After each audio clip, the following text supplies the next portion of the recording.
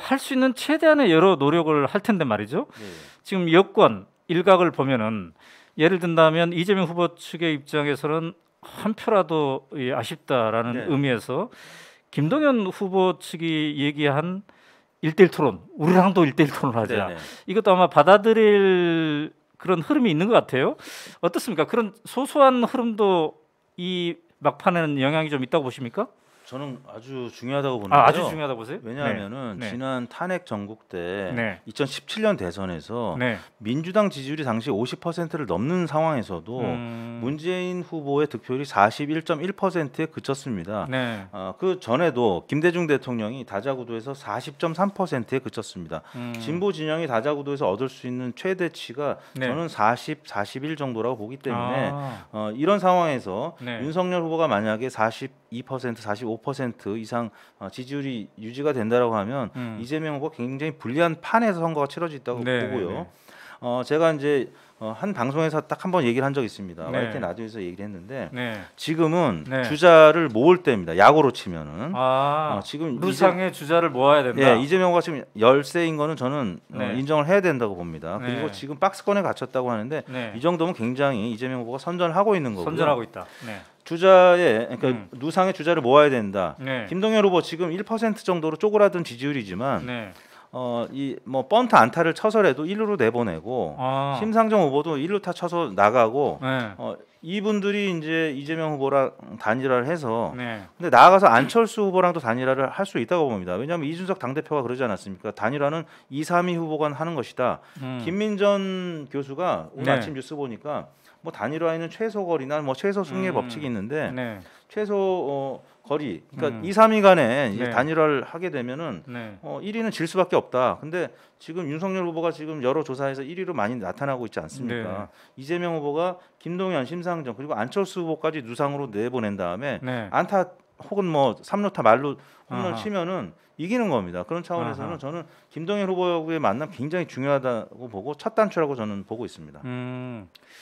근데 지금 말씀하신 1, 2, 3루에 김동연, 심상정 안철수. 그리고 안철수까지 네.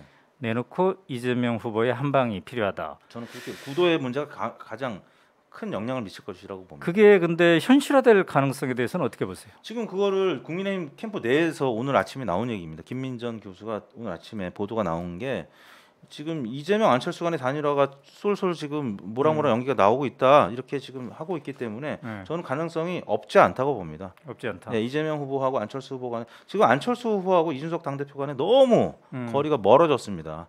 그런 상황을 윤석열 후보도 지금 어떻게 보면 방치하고 있기 때문에 네. TV 그동안에 토론, 이제 단일화 그러면은 안철수, 윤석열, 안철수 간의 단일화라는 생각이 있었는데 네.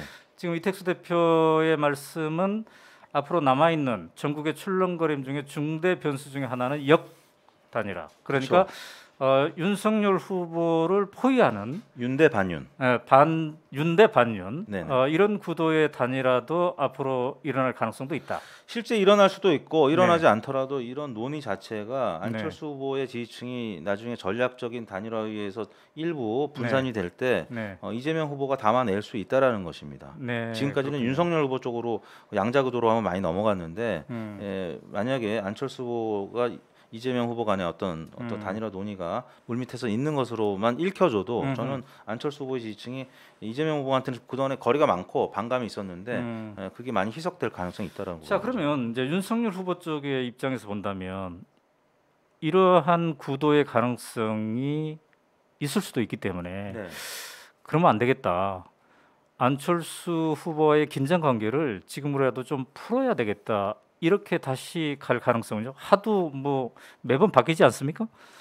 그럴 가능성이 있는데 현재의 지지율로 보면은 이제 자강론이 힘을 지금까지는 이제 얻고 있었고 앞으로 1, 2주간에도 이런 판도의 변화. 그러니까 안철수 후보가 15%를 넘어가지 않고 10%에서 한 12, 3%에 머문다면 자강론으로 계속 갈 가능성이 그럼 높다고 이렇게 해석해 봅니다. 볼 수도 있겠네요. 한때 안철수 후보가 17%까지 나오지 않았습니까? 네. 만약에 20%대까지 치솟고 이재명 후보가 계속 1위를 달리고 있었고 윤석열 후보의 지지도가 추락세였다면 오히려 이제 단일화가 급물살이 됐을 것이고, 그죠? 그렇죠. 근데 윤석열 후보가 1위 중도에서 계속 유지를 했기 때문에 네. 지금 이제 이러한 또 새 판의 가능성이 열린 거네요. 맞습니다. 참 선거라는 게 그러니까 잘 된다고 해서 꼭 좋은 것도 아니고 맞습니다. 못 된다고 해서 꼭 예. 나쁜 것도 아니다. 이렇게 또 해석해 볼 수도 있겠네요. 그렇습니다. 그래서 물리학 용어 중에 작용과 반작용이 있는데 이게 딱 여기에 선거에도 이제 미치는 그렇군요. 적당한 표현 같습니다. 그리고 이제 또 한 걸음 더 가보면은 역풍이라는 얘기가 있지 않습니까? 네. 그러니까 어떤 특정 후보 쪽에 호재다. 야, 이거 우리 한 방 있으니까 이거 한 방이면은 날릴 수 있겠다. 이런 또 얘기거리들이 있지 않습니까? 그렇죠. 근데 거기에는 반드시 반작용, 그럼요. 역풍이 있겠죠? 지난번 그 MBC 스트레이트 보도도 이제 일시적으로 윤석열 후보 쪽으로 역결집 현상이 나타났다고 이제 하지 않았습니까? 지난주 같은 경우는 여러 법원에 이제 대법원의 판결이 있었는데 저는 정경심 교수의 판결도 저는 진보층을 더욱 화나게 만들고 뭐 김학의 차관 이제 판결도 마찬가지고요.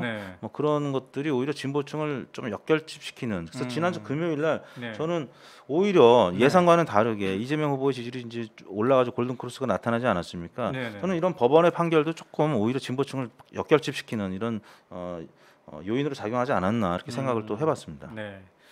자, 그러니까 작용과 반작용, 호재가 때로는 역풍이 될 수도 있고 그렇다면은 이게 뭐 후보들이 선거 운동을 하는데도 이걸 고려해야 되겠지만 설 밥상에서 가까운 가족을 설득하는데도 이게 상당히 고려가 돼야 되겠네요. 내가 이 말을 꺼내면 나는 이 후보가 좋아서 이 말을 꺼냈는데 이게 오히려 섬세하지 못하고 예의가 없으면 뭐야?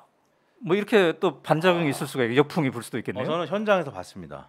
우리 저 처갓집에서 본 적이 있습니다. 우리 장인어른하고 처제가 뭐 이런 정치적인 담화를 밥상머리에서 하다가 처제가 집으로 갔습니다. 그냥. 뭐 TV 토론하다 나가는 어떤 모 전 교수가 생각나네요. 그러니까 참 이게 섬세하게 고려를 해야 될 것 같아요. 그러니까 댓글 하나를 쓴다 하더라도 참하시면서 어떤 얘기를 하나 하더라도 이 작용과 반작용, 역풍.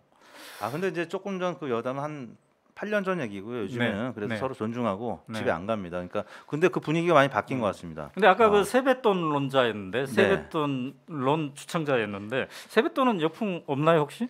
세뱃돈은 역풍이 없죠. 근데 요즘 20대들은요. 저 20대 표심 아까 얘기할 때 얘기하려고 했는데 저 20대 조카들한테 용돈 주면서 표심을 제가 슬쩍 물어보거든요. 절대 얘기 안 합니다. 20대들은 자기네들끼리 모였을 때도 정치 얘기 잘 안 한답니다. 요즘에는. 근데 아까 20대 얘기가 나와서 그러는데 남성들은 20, 30대 남성들은 이제 윤석열 후보 지지도가 상당히 높지 않았습니까? 거의 20% 차이로. 그런데 여성들만 보니까 20, 30대 여성들이 특히 20대 여성들이 거의 동률이던데요. 29대 29 윤석열, 이재명. 또 심상정 후보가 상당히 높더라고요. 10%가 넘었어요. 그러니까 남성과 여성 사이에서도 이런 섬세한 또 구분이 가능하네요. 그렇죠. 그리고 이제 여성들은 뭐 남성에 비해서 피해의식이 좀 이제 덜 하고요. 그게 이제 이대남들이 두 가지거든요. 하나는 취업이나 진학의 문제에 있어서 어떤 열등 의식이 있을 수가 있고 불공정하다고 느끼는 부분이 있을 수가 있고요. 두 번째는 미투 문제입니다. 20대 남성들은 요즘 저희 아들들도 좀 연애하다가 요즘 연애를 안 하고 있어요. 이게 혹시 여성들한테 뭔가 좀 잘못하면 크게 좀 그래서 요즘 이대남들이 굉장히 힘듭니다. 뭐 데이트할 때도 다 녹음하고 자기네들의 결백을 입증을 해야 되기 때문에 이런 부분들도 저는 페미니즘이 굉장히 이대남들한테 영향을 미치고 있다. 이런 부분을 특히 이제 각 당에서 어떻게 이대남들을 좀 화난 부분들을 좀 어루만져주고 풀어줄 수 있느냐가 굉장히 남은 선거 기간 동안의 중요 변수가 아닐까 싶습니다. 그렇군요.